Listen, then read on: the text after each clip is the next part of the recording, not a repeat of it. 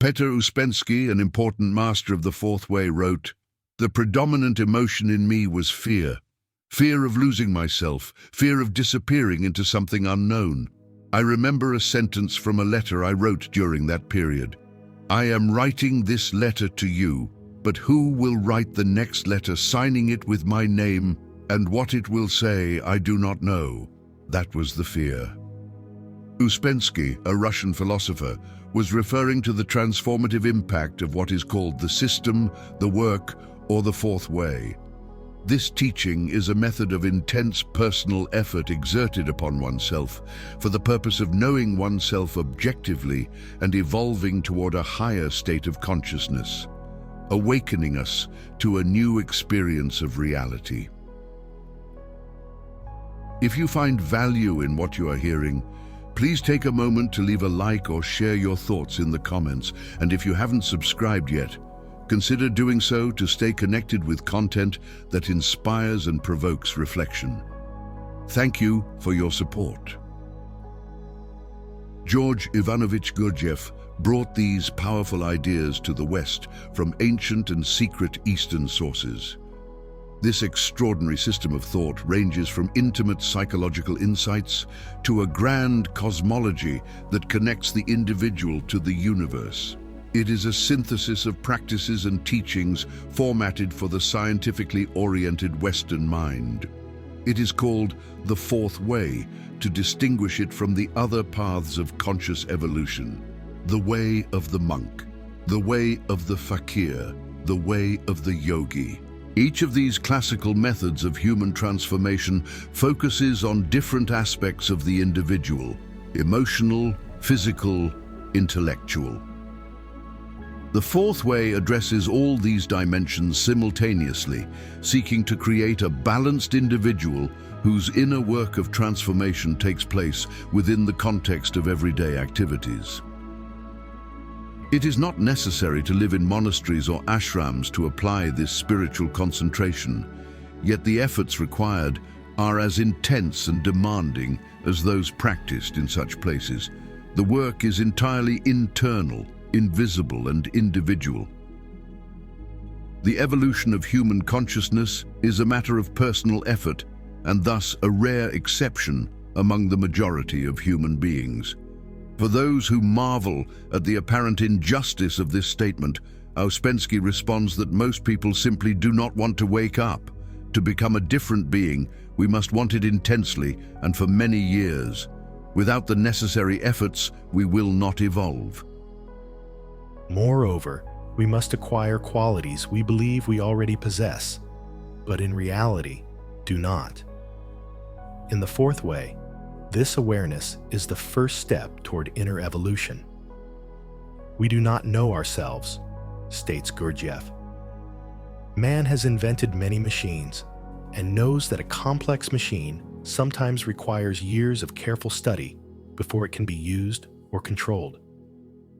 But he does not apply this knowledge to himself, although he himself is a machine far more complex than any machine he has ever invented. This machine is set in motion by external influences.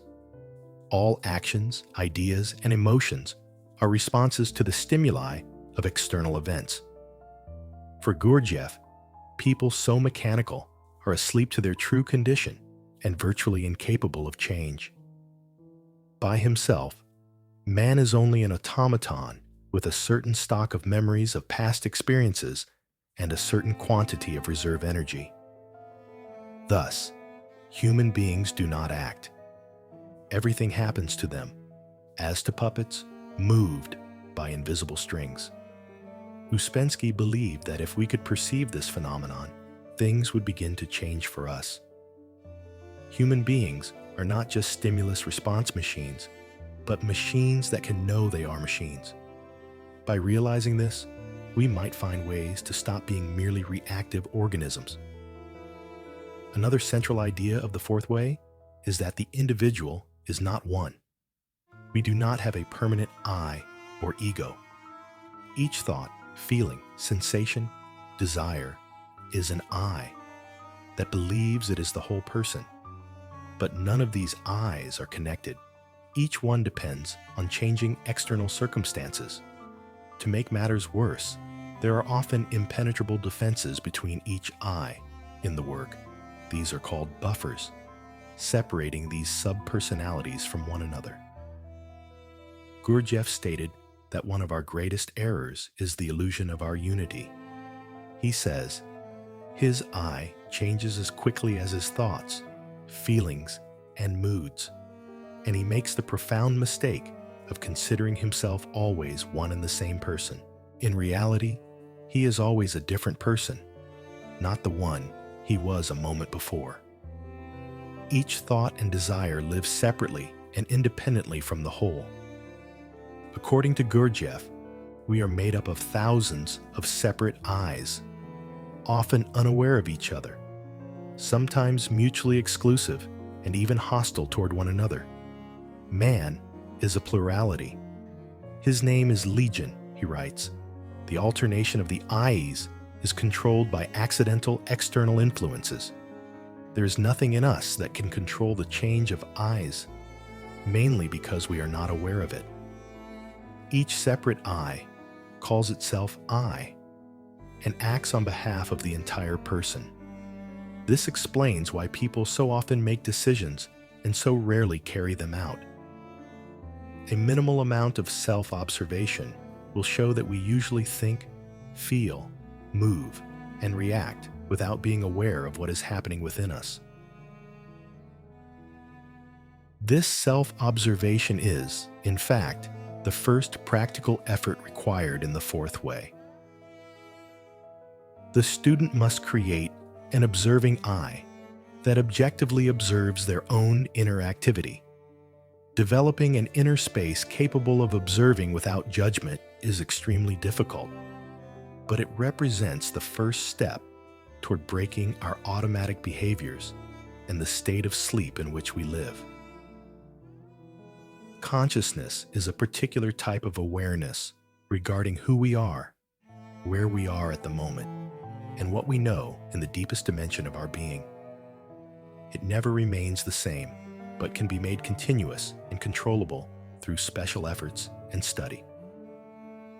The fourth way points to 4 states of consciousness.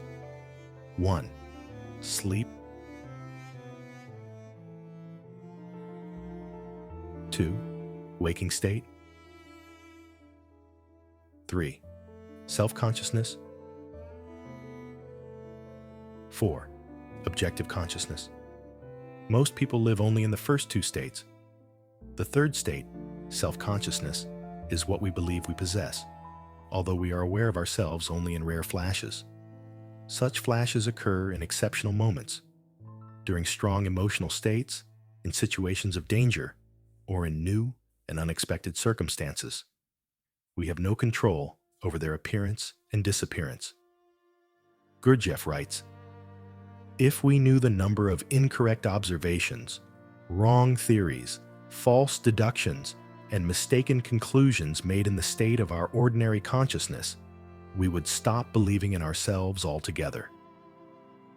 Dr. Catherine Spieth, in her book The Gurdjieff Work, notes that anyone who struggles to accept the idea that, as we are, we have only a few moments of true self-consciousness should study the relaxed jaws and vacant stares of people in public places and in situations where they do not think they are being observed. According to the fourth way, the central obstacle to higher levels of consciousness is a phenomenon known as identification. Uspenskij describes it this way. In this state, man has no separate awareness. He is lost in what he is doing, feeling, or thinking. He is lost, immersed, not present to himself. This condition is known as a state of waking sleep. When we are identified, our attention is turned outward, and we are lost to ourselves.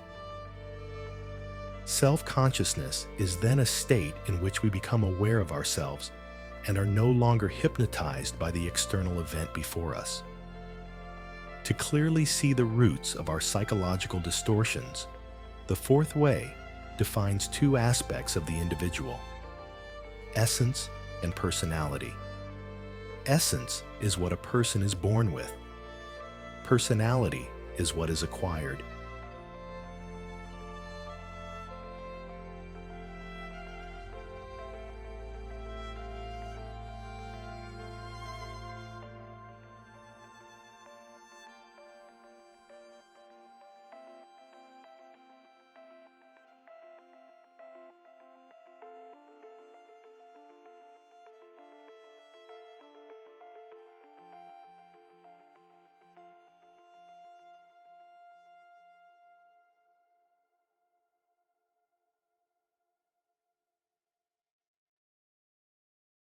School in South America, the fundamental anomaly in human beings lies precisely in the divergence between personality and essence.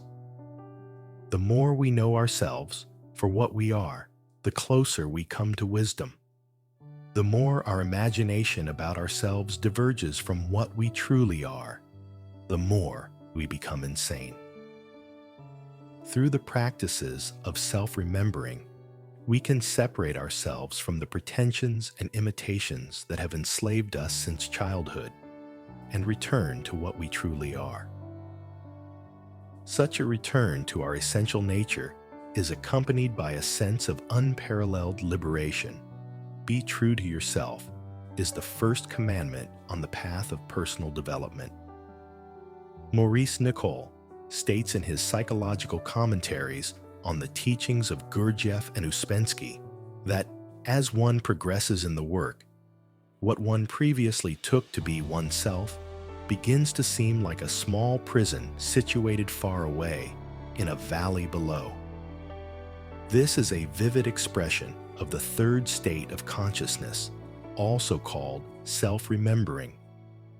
These flashes of higher consciousness are the unexpected result of intense efforts made to not lose oneself in the flow of external circumstances, to purify oneself from the acids of negativity, and to maintain a heightened awareness anchored in the present.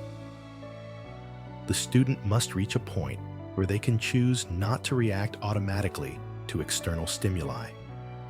This requires going against the current, resisting ingrained habits and personal indulgences. The question is simple. Can you find the willpower to choose not to react with anger to something that makes you angry?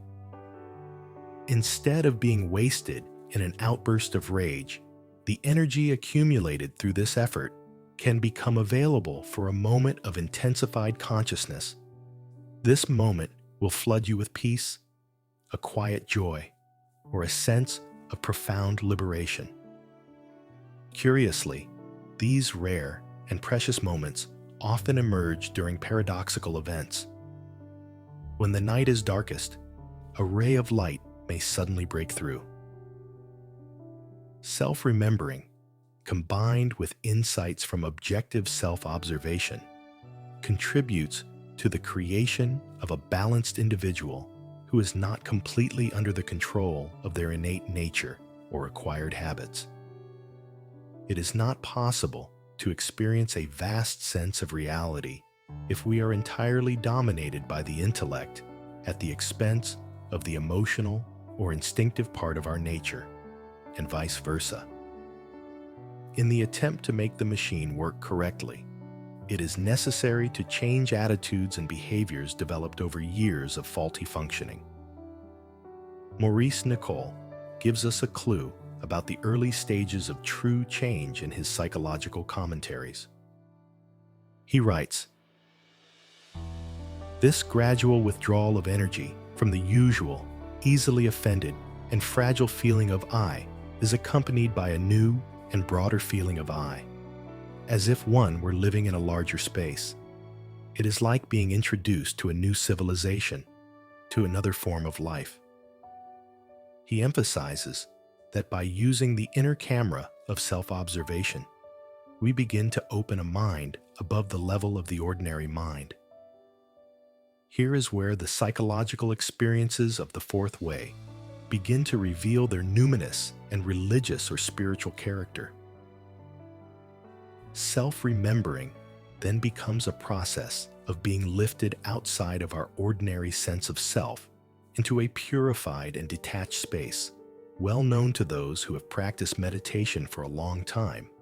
However, in the fourth way, this birth of a new awareness can occur while crossing a street in the city or while taking out the trash.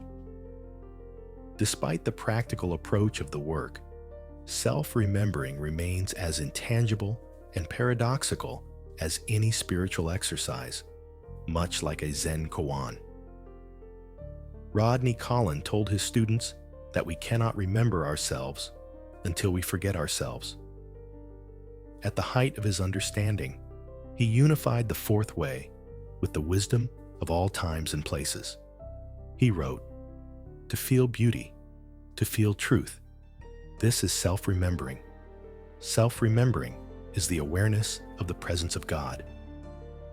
The idea that we are not awake, but live in a partial dream state from which we can awaken, opens radically new horizons.